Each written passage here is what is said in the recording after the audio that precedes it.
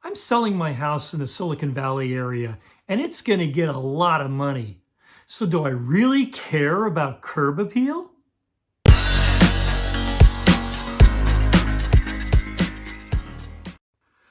Hi, welcome to another episode of Silicon Valley Real Estate with Stephen Smith, where I give advice to homeowners who are selling or people who are looking to buy in the Bay Area. So today I'm going to talk a little bit about curb appeal. People wonder, well, what the heck? Why do I care about curb appeal? I've got a house in Silicon Valley or in the Bay Area for that matter. It's going to sell itself. Who needs to worry about that? Well, let me tell you, there's a number of reasons why curb appeal is really important and it sets yourself apart from the competition. The first thing, when a buyer drives up to a house, they're going to look at the pictures online, most likely on Zillow or Realtor.com or something, and they're going to think, oh, this looks cool. Let's go drive by it. And then when they get there, they're going to look at that, and they're also going to look at the other houses around the neighborhood, and they're going to compare your house to your neighbor's house. And curb appeal means a lot, and it's not like you have to go out and spend $100,000 on re-landscaping. It's just a matter of just sort of straightening things up and making it look really nice. When someone looks at a house, many times, and I've seen this over and over with buyers, they will drive up and they'll take a look. And if the house doesn't measure up from a curb appeal standpoint, they'll just keep on going off to the next house and you've lost a potential buyer. So as far as getting your house ready to sell, and we've talked a little bit about this before, you really want to maximize the curb appeal of your house without breaking the bank. Okay, so what does that mean? It's really simple. The first thing you want to do is you want to clean up the yard. You want to get somebody in there, a landscaper or somebody like that, and just clean everything up. Make sure all your grass is green and it's mowed and it's weed free, and your bushes or whatever other kind of landscaping you have is all nice and trimmed.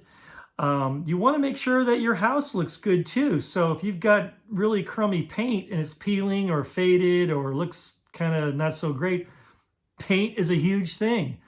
One of the cheapest things you can do as far as getting your house ready to sell and it gets a huge return on investment is painting. So that's another thing you might want to consider. So should you get a professional person or should you do it yourself? At the end of the day, it really doesn't matter that much. The main thing is you want your house to look sharp. You want it to stand out against your neighbors' houses. At the end of the day, they're going to look at that and they're going to think, wow, this is really cool. I love to pull up to this house every night and see my beautiful yard, see my beautiful house, the beautiful paint job, the beautiful landscaping. That's the kind of thing people really want.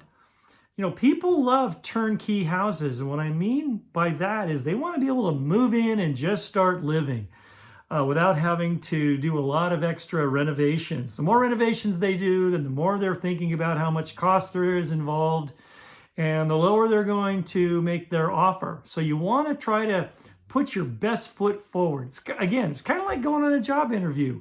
Are you going to dress up for that job interview or are you going to show up in jeans and a t-shirt? Probably not. Same thing goes with your house. You want your house to look really good. So the best thing to do is make those bushes look great, have a landscaper come in, put fresh flowers around the flower beds, clean up any weeds. Again, bushes and lawn, it goes a really long way for just that first impression. First impressions are huge when it comes to real estate. Second impressions when they go into the house, we'll talk about that later. But you want them to actually come into your house because if they don't like what they see, they're going to keep on driving by and they're going to go to some other house other than yours. Okay, what does that translate into in dollars and cents?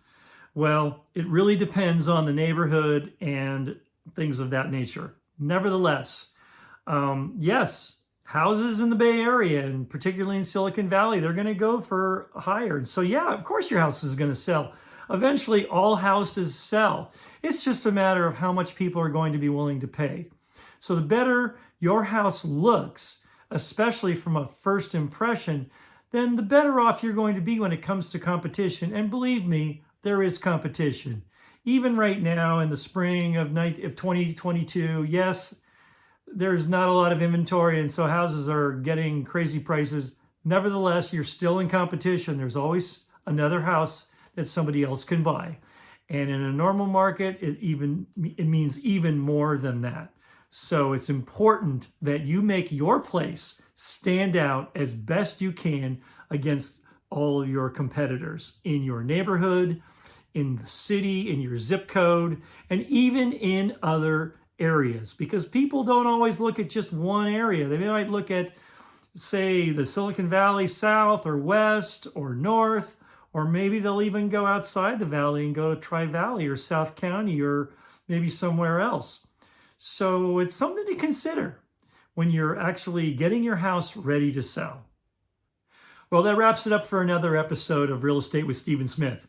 But I encourage you to subscribe. I keep on coming out with new content and helpful tips for sellers as well as buyers. I'm going to talk about financing and pre-approvals and tips for buying and the buying process and the selling process and a whole bunch of other things. So please like this video and subscribe.